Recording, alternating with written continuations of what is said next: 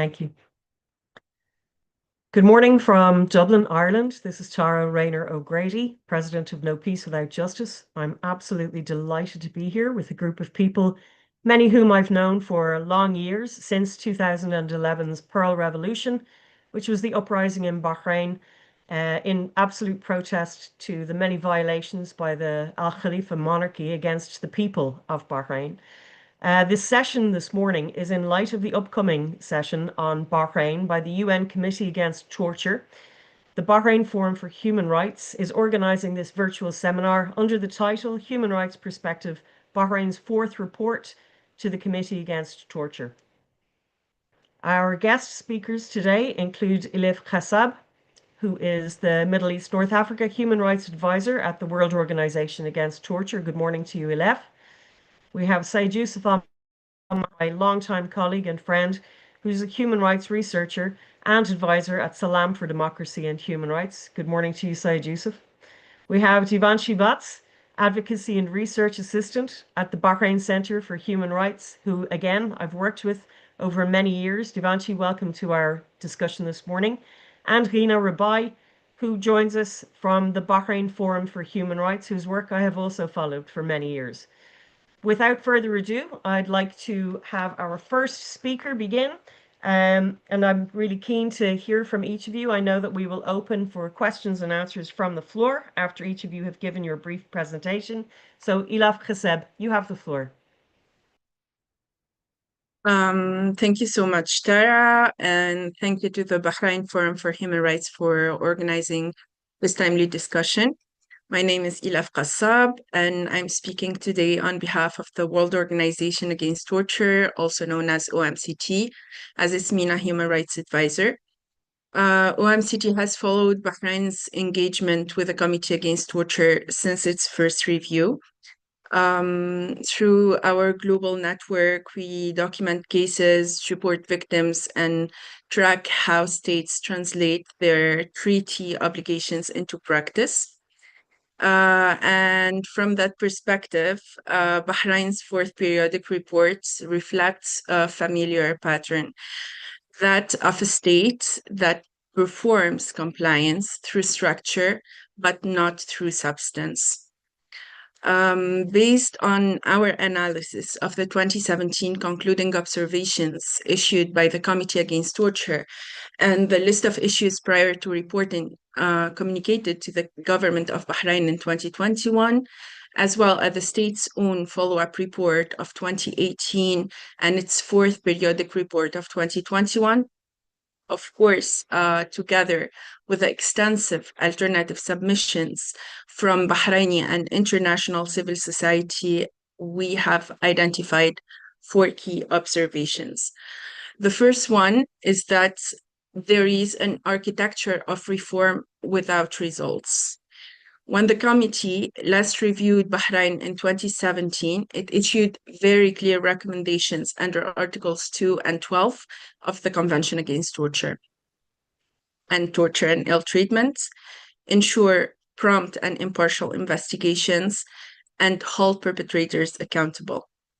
But 8 years later, the state reports a dense architecture of reforms, namely laws, commissions, oversight bodies, and training, but it still hasn't produced results that meet those obligations.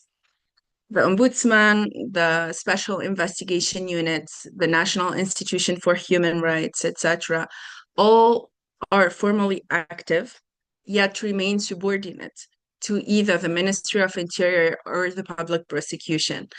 The reports highlight workshops and visits, but never prosecutions or convictions. To this day, there's no recorded criminal conviction under Article 208 of Bahrain's Penal Code for acts of torture, despite hundreds of documented allegations. This reflects a managed form of accountability. We have institutions that absorb criticism but rarely deliver justice. Our second observation is that torture is a practice that never ended. The committee has repeatedly emphasized that under Article 2.2, no exceptional circumstances may justify torture. Yet, independent documentation from our network members and partners continues to show that it persists, especially in the context of political detention. Defenders like Abdelhadi Al-Khawaja and Dr. Abdel Jalil Singais remain arbitrarily detained more than a decade after the committee's earlier concerns. Both were tortured and both now suffer serious health consequences compounded by deliberate medical neglect, which is an ongoing violation of Article 16, which prohibits cruel, inhumane, or degrading treatment. Conditions in Jau prison and dry dock, as you know, include prolonged solitary confinement, denial of medical care, and collective punishments. At least 2 political prisoners died due to medical negligence, which triggered the Stop the Slow Death policy protests. Even minors detained in connection with demonstrations have reported physical assaults and threats of sexual violence during interrogation. These are not remnants of the past. They are routine practices enabled by impunity and the absence of independent judicial oversight. This takes us to our third observation, which is there is oversight without independence and monitoring without access. Bahrain's periodic report highlights national mechanisms meant to prevent torture, but independence cannot exist within the same power structures that are accused of abuse. Under Article 12 of the Convention Against Torture, investigations must be impartial and independent, yet domestic bodies conduct inquiries behind closed doors, publish no detailed findings, and remain answerable to institutions under the executive branch. At the international level, Bahrain continues to deny access to the Special Rapporteur on Torture, whose request for a counter-visit has been pending since 2011. It has also not ratified the optional protocol to the Convention Against Torture, which would enable independent monitoring of detention facilities. And without the optional protocol to the Convention and without transparent data, oversight becomes an internal audit rather than a preventive mechanism. Finally, impunity in Bahrain is policy. And this is our fourth observation. So basically, the core of Bahrain's non-compliance lies in its treatment of torture allegations as disciplinary issues rather than criminal offenses. Under Article 4 of the Convention, all acts of torture must be criminalized and punished with penalties reflecting their gravity.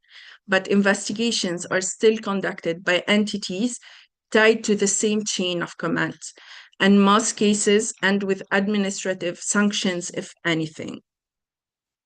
This isn't a gap in capacity. It's a political decision to manage impunity through procedure.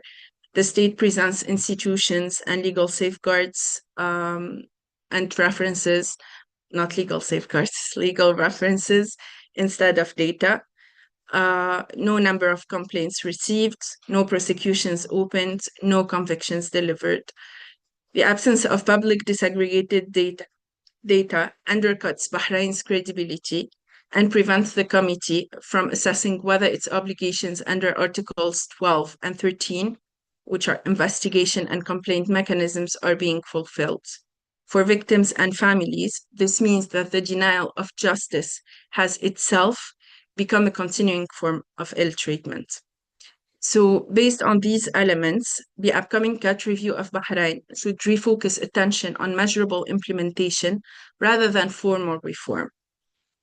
Thus, we urge the Bahraini authorities and encourage the committee to recommend the creation of an independent investigative mechanism that is separate from the Ministry of Interior and the public prosecution, empowered to access detention sites and refer cases for prosecution as required under Articles 12 and 13, publishing quarterly disaggregated data on torture complaints, investigations, and prosecutions to ensure transparency and allow verification, the suspension of executions and reviewing of all death penalty cases that involve torture or coerced confessions, in line with Article 15 on the inadmissibility of evidence obtained under torture, guaranteeing immediate access to legal counsel and an independent medical examination within 24 hours of detention, and video record all interrogations in facilities under the security apparatus, ratify the optional protocol to the Convention Against Torture, and invite the Special Rapporteur on Torture for an in-country visit with unrestricted access, and protect human rights defenders, families, and victims from reprisals, and make sure they can safely communicate with UN mechanisms. Each of these measures is specific, verifiable, and achievable within a defined time frame if there is political will. Bahrain's fourth periodic report reads like a declaration of completion, but reform cannot be declared. It has to be proven. Passing laws and creating bodies is not compliance. Compliance means that no one is tortured, and if they are, someone is held accountable. For Bahrain, the real test of the convention lies not in the number of institutions it can list, but in the number of victims it can deliver justice to. Because in the end, the prohibition of torture is not a symbolic ideal under Article 2. It's an absolute duty, and definitely one that remains unfulfilled in Bahrain. Thank you. Thank you so much for that, Ilef.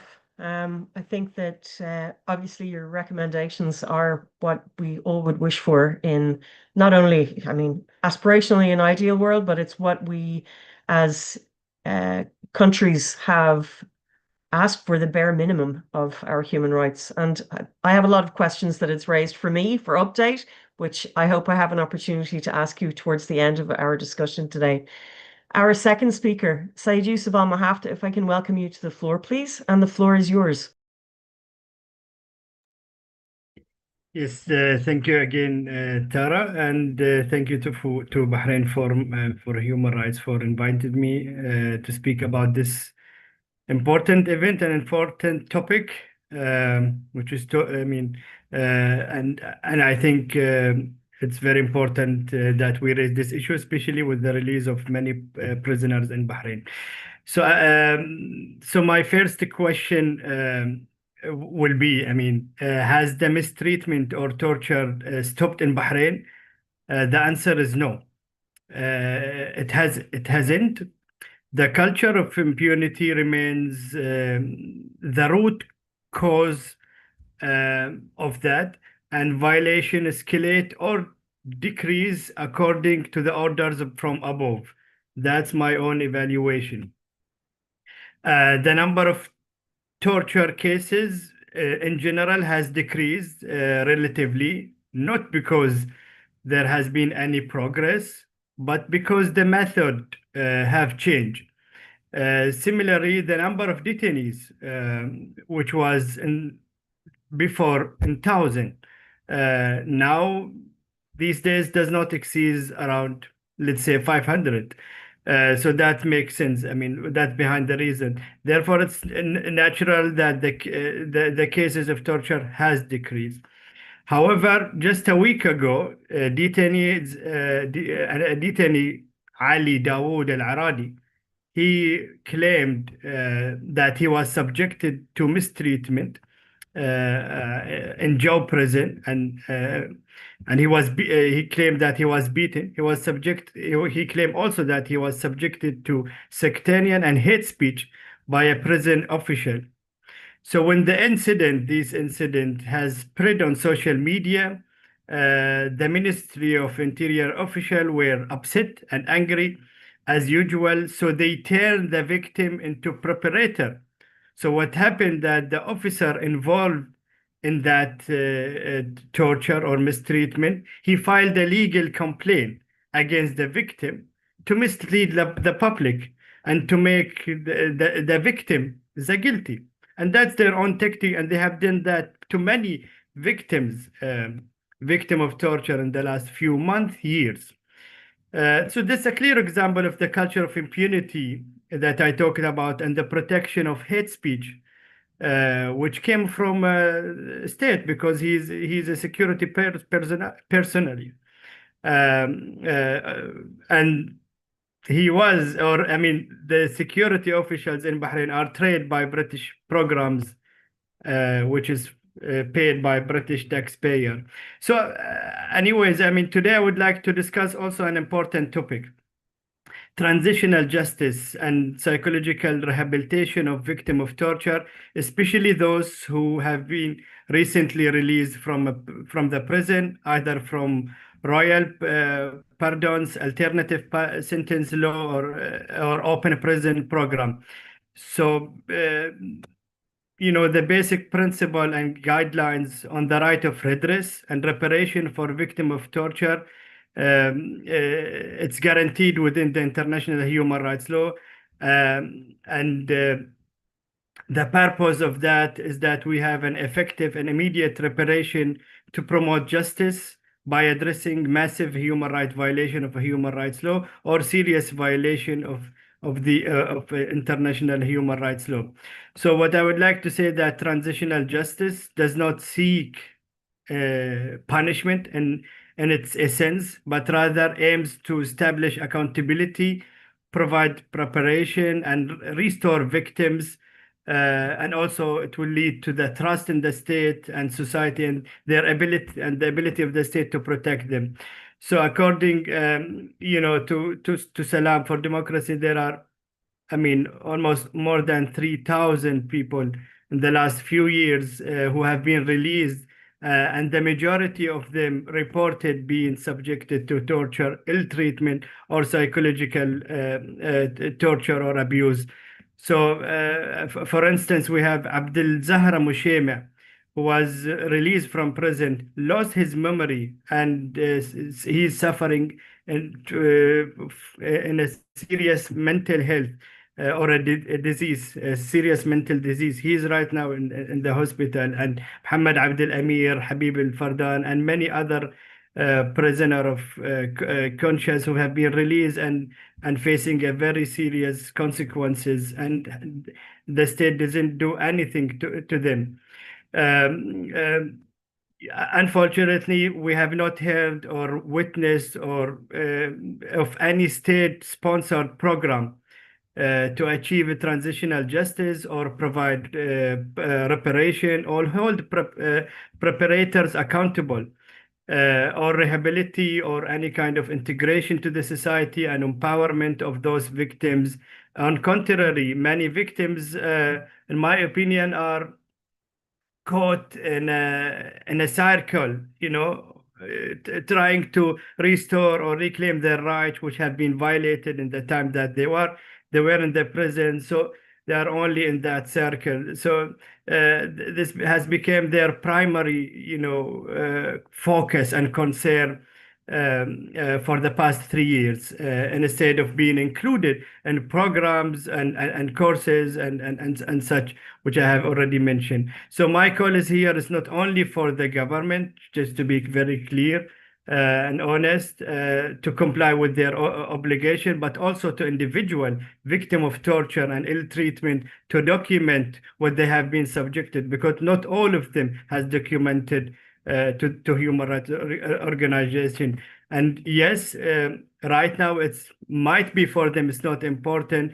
but at later point it will be very important. So just to conclude, I would like to say that kind of this current police state behavior and attitude did not contribute, will not contribute to compliance with international human rights obligation or to Bahrain international human rights obligation, and it will not implement even the relevant or the local constitutional provision that protect human rights and people rights. Rather, it will undermine this obligation. So I'm kind of for me, it's my main goal. For example, if we are campaigning for the release of the prisoner, for example, for me it's not this is my main focus, but rather ensuring that the enjoyment of those individuals of their rights and addressing the human rights challenging that lead to their arrest also.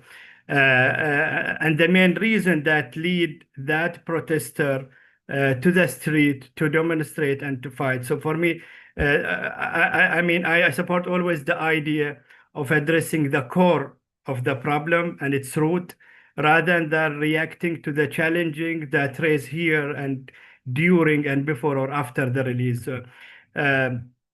So for me, unfortunately, the national security apparatus dominates over many human rights institution and many government body.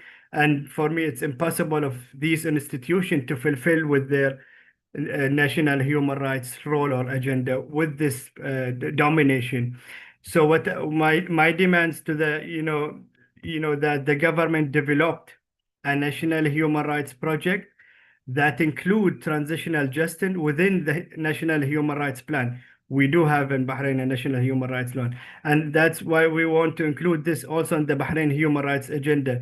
And this project should involve relevant and experienced civil society organization in the field of rehabilitation of victims. And this must be proceed by the official recognition and a political will, as my colleague already mentioned, that a political will, and we must move, for me, from denial to addressing this issue by developing a national public policies that prevent torture and hold perpetrators accountable. And also, if I speak about the Special Investigation Unit, for example, which has, in my opinion, and many human rights organization opinion and conclusion, that they have failed to prevent torture. I mean, it should, for my opinion, it should be granted the necessary space and independence, which they don't have. Unfortunately, the Special Investigation Unit has merely shelved cases, they closed the cases, categorizing them also as isolated incidents of torture, and even they don't use the word torture, to be very clear. And it's also worth noting that the Special Investigation Unit received a torture complaint 2 months ago from a Bahraini victim, but they failed to investigate until now. Perhaps it's because the perpetrator are member of national security apparatus. So very final demands. We demand already. I think my colleagues mentioned that we demand the ratification of official protocol. Also, the adoption of Istanbul Protocol as a guide for effective investigation and documentation of torture. We also demand the special rapporteur to be allowed to visit to Bahrain, and also to investigate in all human rights violation committed by national security apparatus, and also an open and rehabilitation center in Bahrain, and also finally opening a permanent office from the Office of High Commissioner on Human Rights, a permanent with the with the with the big authorization for this mandate to be operated in Bahrain. Thank you.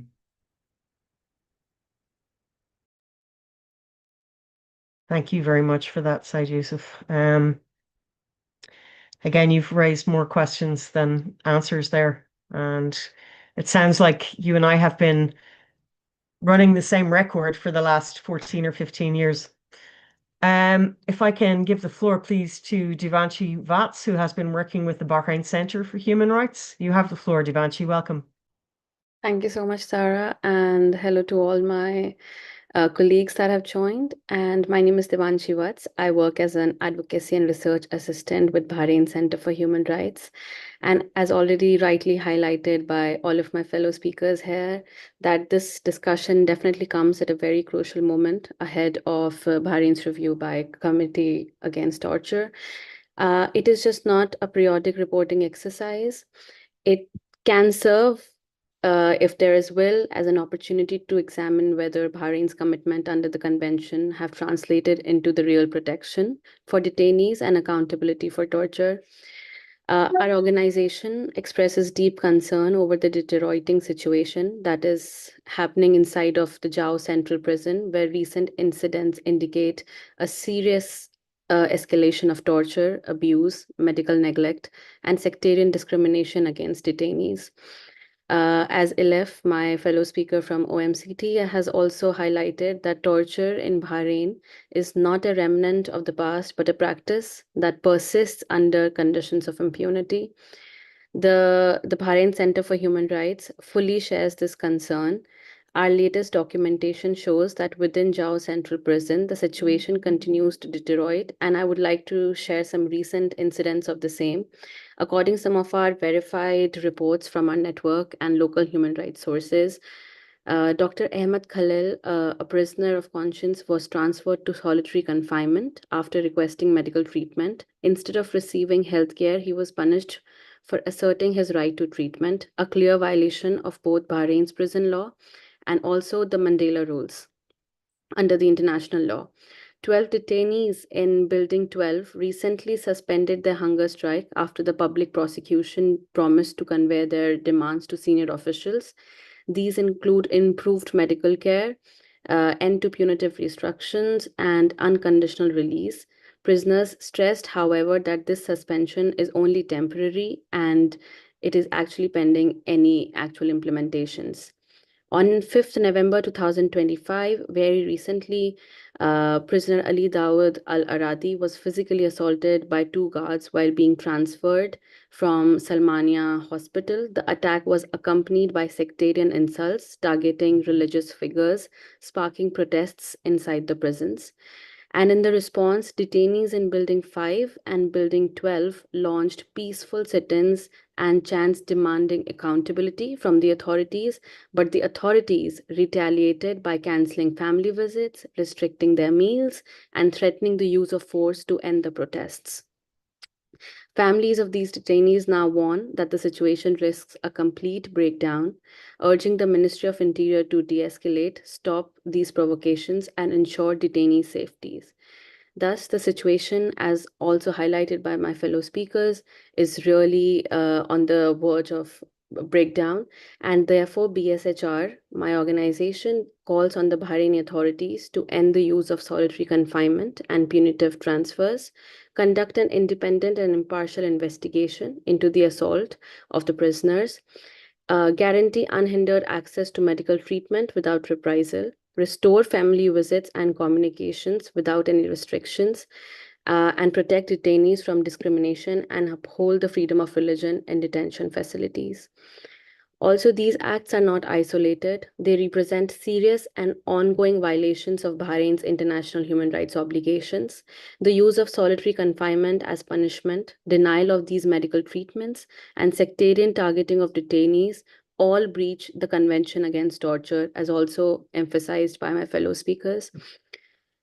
Torture, cruel and inhuman treatment, and discrimination based on religion are absolutely prohibited under international law. The persistence of such practices demonstrate not only a failure of accountability, but also a systematic disregard for human dignity and the rule of law within Bahrain's detention system. Our director, Nidal Al-Salman, also has emphasized again and again that death penalty sentences in Bahrain are often issued following confessions extracted under torture, a practice that remains incompatible with the Article 2 of the Convention, which allows no justification for torture under any circumstances. The ongoing mistreatment of prisoners of conscience in Jao prison reflects a systematic crisis that demands urgent international attention, particularly from the Committee Against Torture, UN Special Procedures, and Bahrain's partners. Thank you so much. Thank you for that, Deewanshi. Our final speaker is Ghina Rebai, whom I'm eager to hear from. Ghina is with Montada Bahrain. The floor is yours, Ghina. Thank you very much, Tara, and greetings to all our colleagues who are participating in this seminar and to everyone watching. Well, here we are again, participating in another seminar about torture that Bahraini citizens, especially prisoners of conscience, went through and are still going through, and impunity for perpetrators also still goes on. The forms of torture and arbitrary reasons for torture are many, But in my speech, I want to emphasize on the forms of torture that are more prominently going on according to the Bahrain Forum's monitoring of violations. So through the last decade, or more than a decade now, there has been an escalation in torture in Bahrain since 2011. And many forms of torture were taking place. But the rates of torture change from time to time. That is why I want to emphasize on the forms of torture that are now still going on after all the promises that Bahrain gives in international seminars, like in the UPR or whatsoever, its reports. I want to prove they are not true. That's the truth. First, as arbitrary detentions still take place against human rights defenders, civil activists, political activists, children, religious figures, etc. Just during this year, 2025, we have monitored about 200 cases of arbitrary detentions. And in many of these cases, torturous practices continue to be used by security agencies during arrest procedures. In many of these cases, arrests happen through raiding homes and exposing those arrested directly to physical torture and terrifying their families. Some other arrest procedures happened while suppressing peaceful protest and demonstration through the use of excessive violence. I'm still stuck in this year, 2025. So what I'm trying to convey in my first point is that in many cases, torture is implemented from the moment a Bahraini citizen is arbitrarily arrested, not just after the arrest, not just in prison. And there were tens of such cases that happened this year. The second form of torture that I want to emphasize on, or let me say the second stage of torture, is what the prisoners suffer from after they get detained, is the physical and mental torture that they get exposed to, especially during interrogations directly after they get arrested.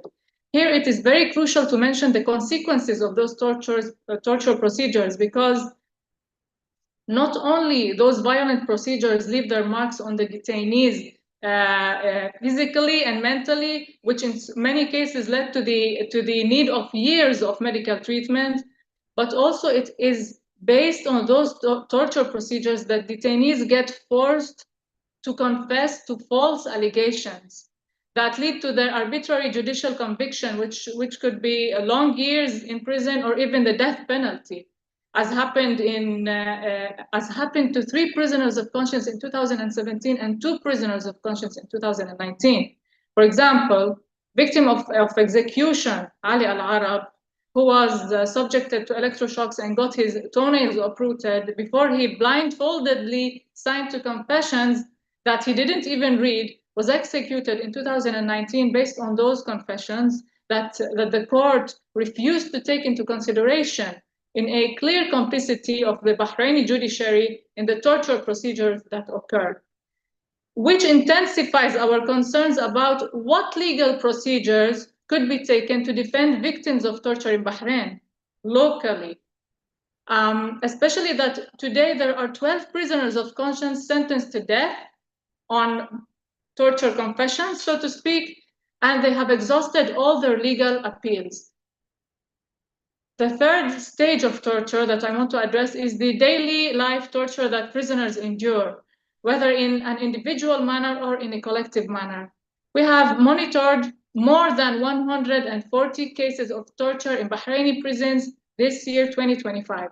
Some of them were physical torture, such as severe beating, spraying pepper spray on prisoners by prison guards, or some were threats of using excessive violence. Some were denial of basic rights, especially the right to medical treatment, which led to the deterioration of the health of many prisoners. Some other forms of psychological torture, like solitary confinement, long solitary confinement sometimes, the denial to family visits, the denial to phone calls with families, and so on. I want to shed light mostly on the denial of medical treatment. It is important to mention it because it's important to mention how severe the consequences of denying proper medical care can be. 4 prisoners of conscience in Bahrain died due to poor medical treatment. 2 of them in 2021 and 2 in 2014. So there are also more cases, but I'm mentioning the last few years because I don't want to speak about like 10 years ago, and then Bahrain would say, okay, we made improvement and so on. I want to prove there were no improvements. So 2 in 2021 and 2 in 2024, prisoners of conscience died due to poor medical treatment, and continuous demands and their families' demands for proper and more professional medical treatment, which they submitted to the relevant authorities. Today, there are prisoners submitting similar demands and receiving similar neglect, which we consider very alarming as it imposes a potential threat to their lives. Yes, to their lives and to their long-term medical conditions. Those are the forms of torture we find most prominent and most alarming amongst all forms of torture that are currently happening as well in Bahraini prisons. And in the end, to conclude, I would like to emphasize that cases of torture in Bahrain are simultaneously linked to almost total impunity and complicity by the governmental and judicial authorities. Based on that, independent human rights organizations demand that, especially the Bahrain Forum for Human Rights, psychological and medical support for victims of torture should be provided with financial and moral compensation in accordance with international standards. Perpetrators of torture should be held accountable, including senior security officials, not only lower-level officers. In many cases, just lower-level officers get used as scapegoats, so to speak. But the truth is, senior security officials are most of the time more responsible. So impunity must be lifted from all those who are involved in torture. Regular visits by international monitoring mechanisms, such as the UN observers, with public reports after each visit should be allowed. Restrictions on local independent human rights organizations should be lifted, and they should be enabled to document freely and operate freely inside Bahrain and be protected from any possible harassment. Thank you very much, in hope that we will not have to meet again under this title. Thank you for listening. Thank you to Ghina very much. I'll be opening to the floor for questions in a minute. I just wanted to ask, if I may, a couple of questions myself. So you were talking about the hierarchy of people who are perpetrators of torture. I know that one of the Crown Prince's brothers is also accused of torture, and there's a gentleman who lives in exile in the UK who was tortured personally by him. And with regards to that, considering that there is no access to redress or judicial accountability inside the country, is there a consideration to take somebody of such a high profile, perhaps, to the International Criminal Court to push for an international arrest warrant for this particular individual who has the privilege of traveling around the world without consequence whatsoever? And somebody else can mention his name if they want to. He is a prince.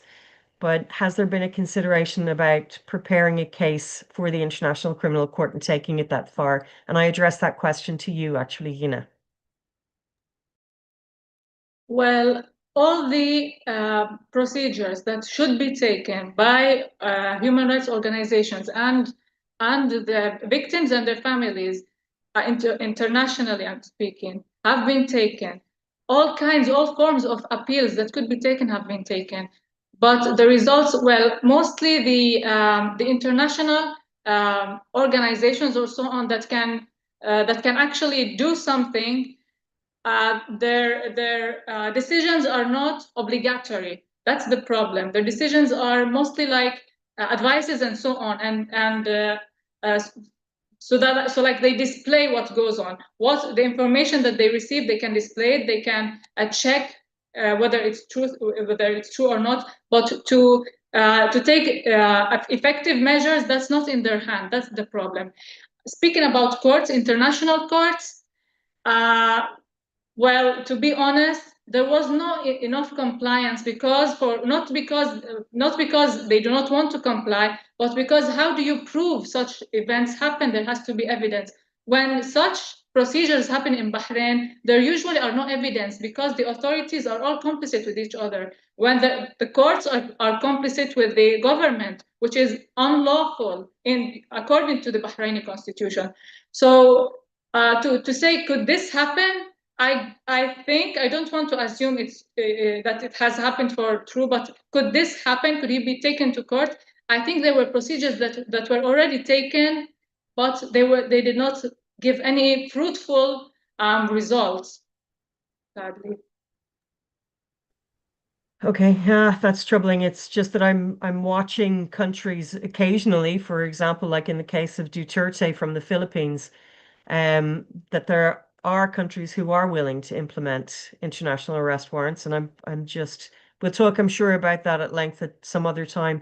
I have a question for yourself, Said Yusuf Al-Muhafdha, if I may, and it has with regards to individuals who are interfacing with the United Nations for the Human Rights Commission or with the ICC or whatever, people who are visiting from Bahrain.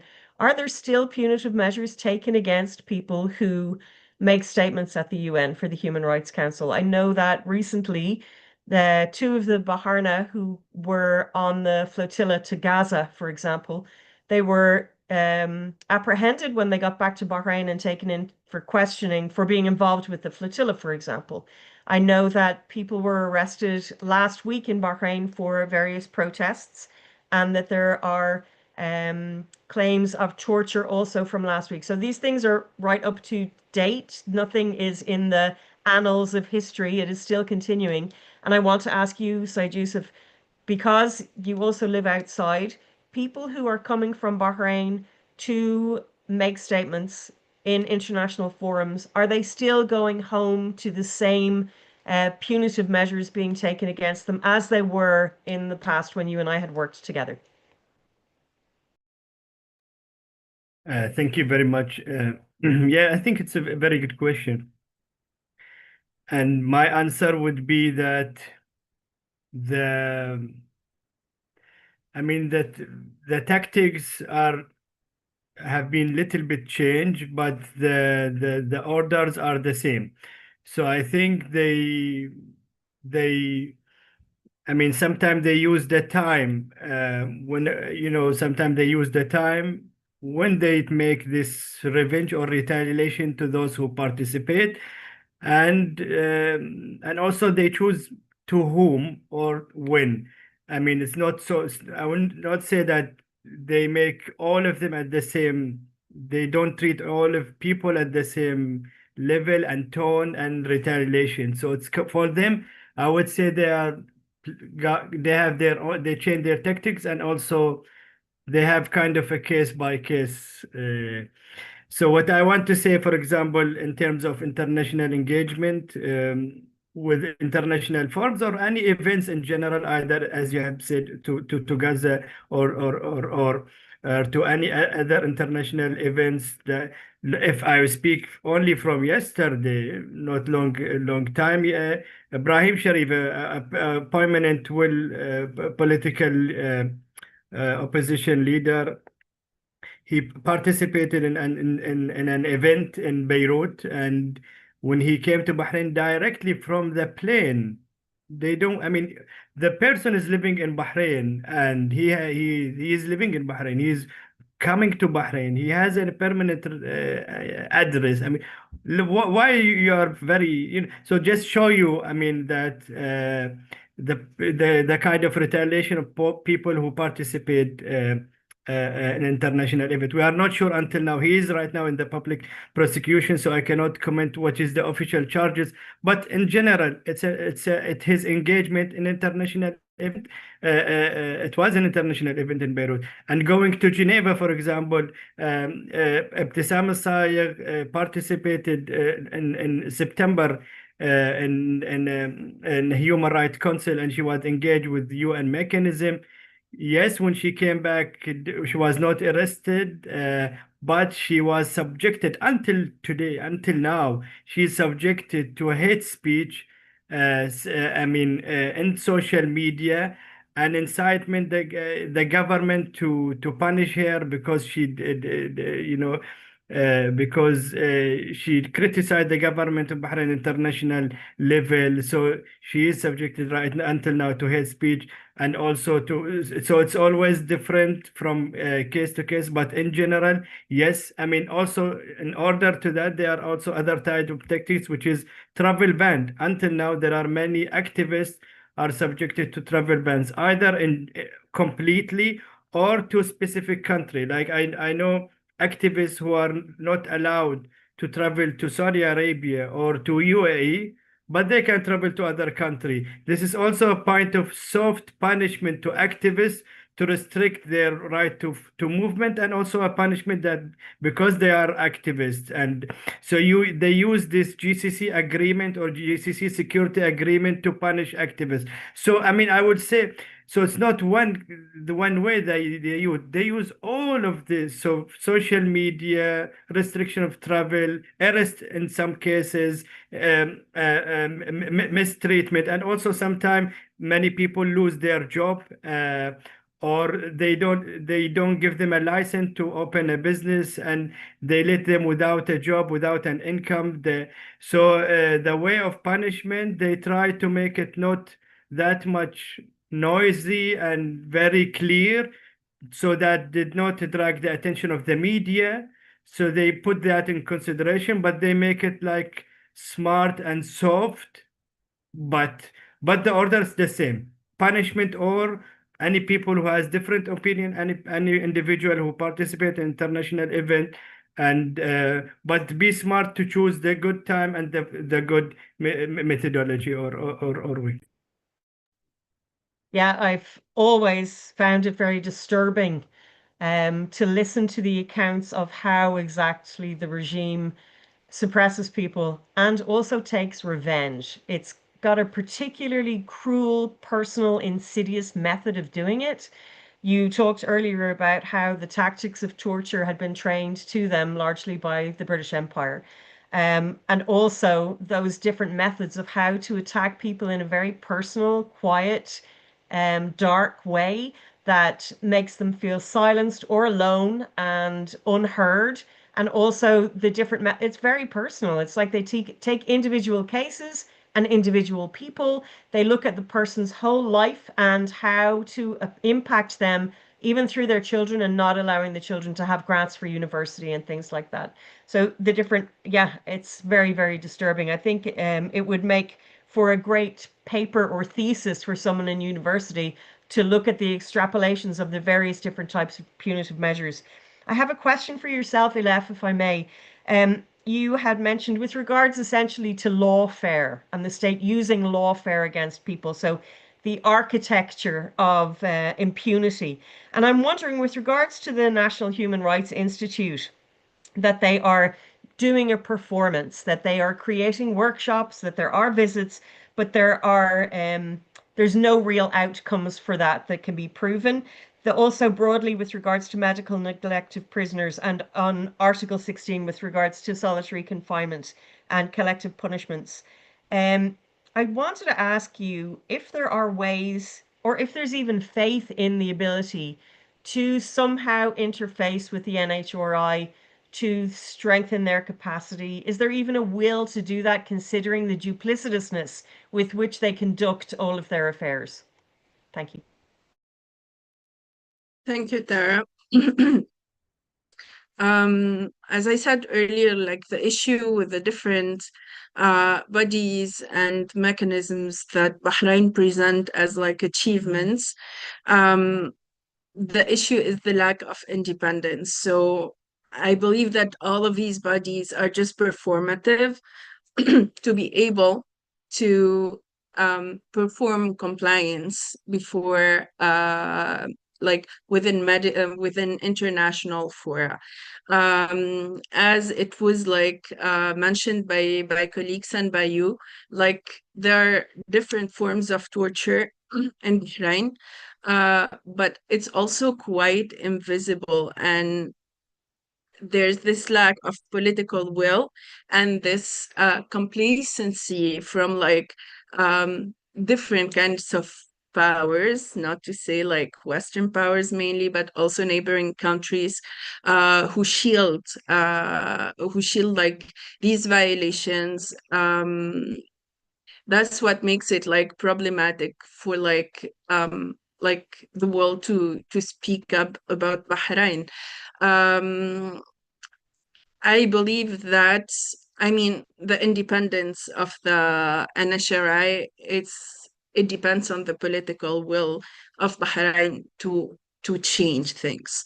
It needs autonomy. It needs like clear like measures, but also like mainly it needs autonomy and independence to be able to function properly and to actually protect human rights in the country. But I will also return, it's like it's our mandate, it's what we push for. I mean, the ratification of the optional protocol to the convention is necessary for the creation of a national preventive mechanism that hopefully would be independent, because it's like governed by clear international rules that this national preventive mechanism needs to comply to. So yes, hopefully this is, I mean, definitely this would be one of the recommendations of the committee during the review. The issue that it has been a recommendation before, but it hasn't been implemented. Hopefully this time, like even if they do it in a performative way, there are so many organizations, like even international partners of ours who support countries and governments to implement actual national preventive mechanisms. But like I keep repeating it, I mean, we know the nature of governance in Bahrain, and it will always depend on the political will of the government. So yeah. Thank you. Thanks, Ilef. I hope I answered your question.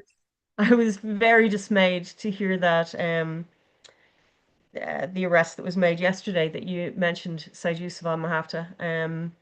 And, you know, things like, for example, I know that just a couple of months ago, after 4 years of not even seeing anyone and also being in solitary confinement, Hassan Mashema, who himself suffers from cancer and has no access to adequate medical care, and Abdullah Singais had managed to see each other for 5 minutes after 4 years, both of them from solitary confinement. And you know, the joy that they would have felt as brothers from so many years apart from each other, and then to be torn away from each other so quickly with no hope of seeing anyone again for a significant period of time. It is so cruel and inhuman, and it can be stopped. So my point on that is that just because we are used to it and exhausted by it, it doesn't mean that it's right or that it becomes less for us just because we're used to it. I know that you may have a couple of final points to make. I'd like to give the floor very quickly, if I may, to each one of you. If you could call for something specific that we can action straight away to make change in advance of this next session, please tell me what it would be. And I hand it to yourself, Ghina, first. Well, I want to talk about something very important very quickly. I know we have exceeded the time. I'm sorry for it, everyone. The importance of advocacy. Many people ask us, you as human rights organizations, what did you do? What did you effect? What fruits came out of your work? I want to say something. This work is very important. If there's anything that causes pressure on the Bahraini government to take, if not radical measures, but at least few measures, or at least like some quick measures that prisoners do need, it's the pressure caused by these organizations. I want to give an example. Said Yusuf al-muhafdha, for example, he mentioned Ibtisam al-Sayed.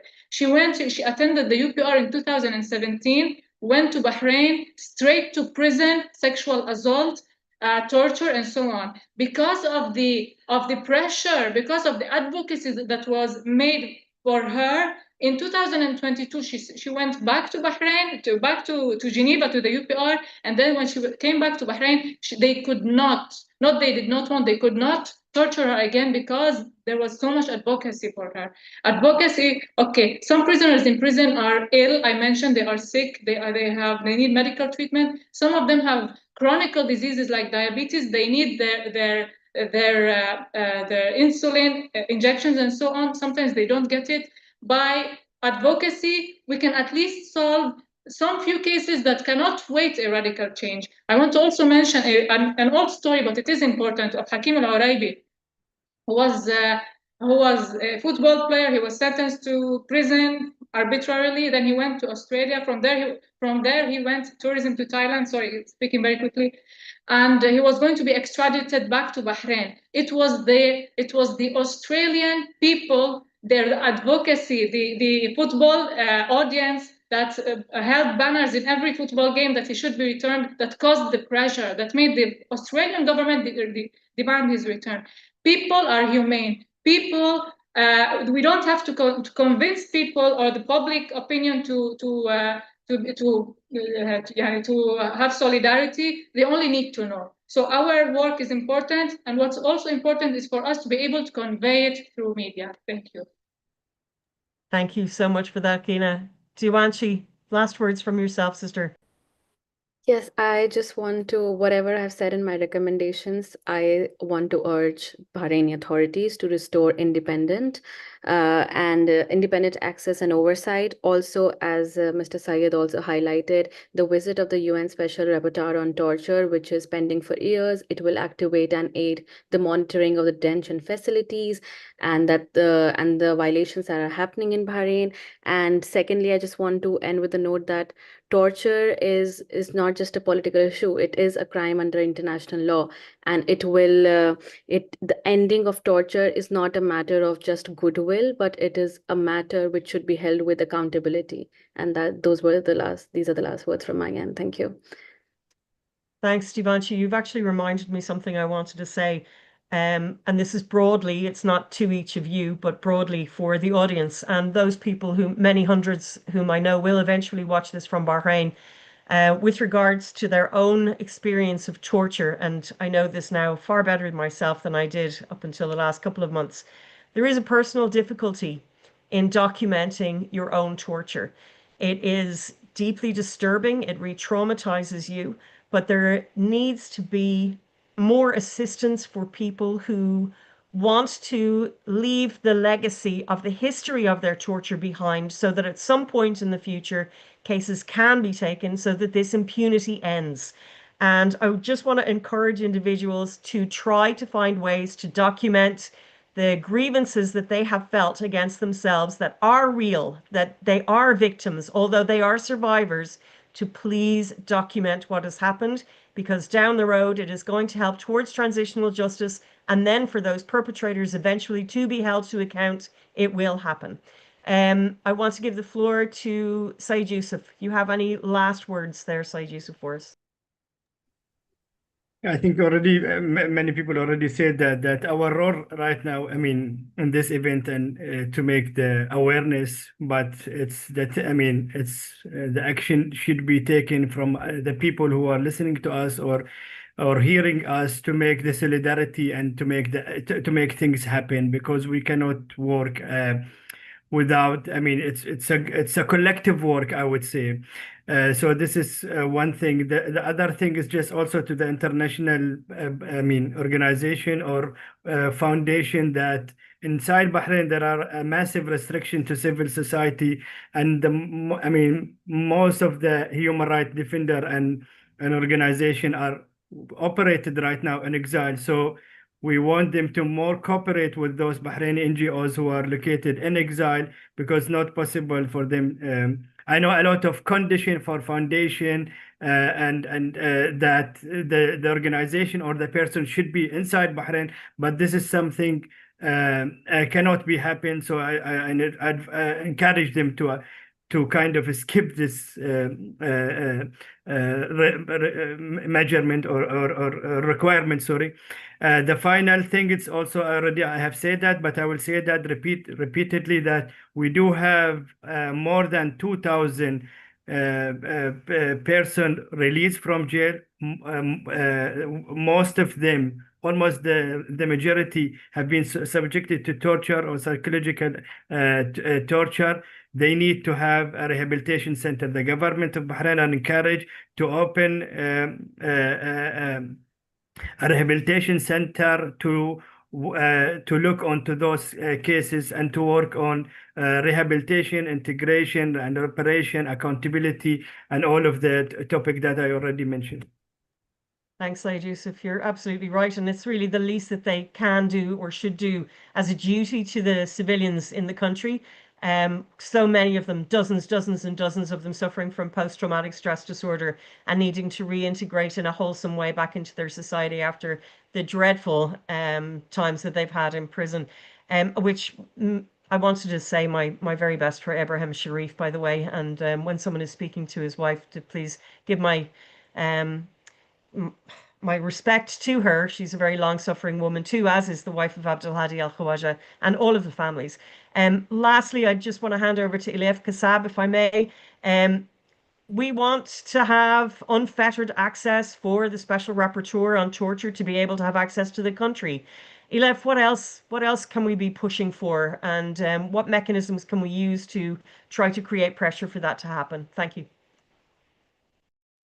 Thank you so much, Tara. First of all, I would like to commend the courage and perseverance of Bahraini human rights defenders operating from the ground, from Bahrain, and like for doing it despite the risks that you face every day, but also the human rights defenders operating from exile, who also face transnational repression. It is only through you and through like your organizations that NGOs like OMCT can actually help out and do something like about it. And that's how it can work, only through partners on the ground. Please keep documenting. Documentation is super important. It helps for evidence-based advocacy before like different international fora and different UN mechanisms or EU mechanisms as well. I mean, one thing's for sure, wherever you will go or we will go, and to any mechanism like UN mechanism or UN review or like treaty body we go to, for Bahrain, we won't expect anything new for them. They will always try to launder their image. So at least our narrative needs to be present to show the reality of things like on the ground. I believe we also need to act together. Like we need to create an actual movement as Bahraini civil society. It's advisable that you don't work alone and that you don't find yourselves in like a closed space. It's important to share experiences, lessons learned, whether it is amongst GCC countries like GCC, civil society organizations, but also in general, like the MENA region, because through everything you've documented, through the analysis we've done of the situation, there are so many similarities, not only within GCC countries, but also in the MENA region in general. So it is super important that we work together, that we advocate together, that not only Bahraini NGOs or like international NGOs work with you. No, even like NGOs from Egypt, from Syria, from Morocco, from Tunisia should all speak out about your plight as well. And that's what we need to do for each like of the countries of the region. Because if we don't do that, I mean, I feel like countries copy each other. If we are silent about like torture in Bahrain, we will find like same patterns in Egypt. We will find same patterns in Saudi Arabia. There will be same patterns in Tunisia. So we need to know, like, to build strategies, like collective strategies together, and to work together and to create like a real and sustainable regional movement. To answer your question, Tara, there are so many mechanisms that we need to go to, or like that we can go to. There's the special rapporteur on torture. It's true that, like, for an in-country visit, she needs to be invited by the government, even though the mandate made the request since 2011. But there are other options. If, for instance, you organize seminars, you can invite her. If whether it is like in person, but I don't believe you can do that in Bahrain. But we've done this in other countries where, when the government doesn't accept the request of the special rapporteur on torture, or like other special rapporteurs to visit, local organizations invite them as experts, and that way they can meet with NGOs and with journalists, etc. So that's an option. But there's also the option of like individual complaints, allegation letters that you can send for at least the special mechanisms of the UN can know about what's actually happening. And other than the special rapporteur on torture, there are so many other treaty bodies that you can go to. There are so many other working groups. We have the working group on arbitrary detention, the working group on enforced disappearances. So there are like a plethora of mechanisms we can go to advocate for a change. If we can push, like, seriously, some of the mandates, like the UN mandates, are really, really willing to do like more than their work, and to cooperate and work with other mandates. So yeah, for now, I mean, we don't have so many options. So even though countries like Bahrain use the UN mechanisms to launder their image, we also need to counter that narrative with evidence-based advocacy and with the information you can collect from the ground. And that's where your force lies. Thank you. Thank you so much for that, Ilef. But, you know, we cannot despair when we know that collectively there's so much more that we can do, and that gives us the encouragement and the light that we need to keep going. I see no questions raised from the floor. I think we have used all of the time that's been allocated to us, although there are hours and hours more of conversation that we could have. I look forward very warmly to the next event that we can share together, and anything with regards to strategy and capacity building for undertaking the many tasks that Ilef has suggested, and building the capacity of people to be able to interface with all of those things. I'm warmly looking forward to that. Thank you very much to Montada Bahrain, to all of the organizations who have joined us today, for the work of all of these tremendous human rights defenders, whom I'm delighted to see together again. I wish you all a good afternoon. For all of our viewers, keep your eyes on Bahrain, please. Raise the name of the country Bahrain with every one of your other solidarity exercises. It is very easy to say the words Bahrain, Sudan, Congo, Palestine, all in the same breath. We are all together on these things. Thank you. Good afternoon.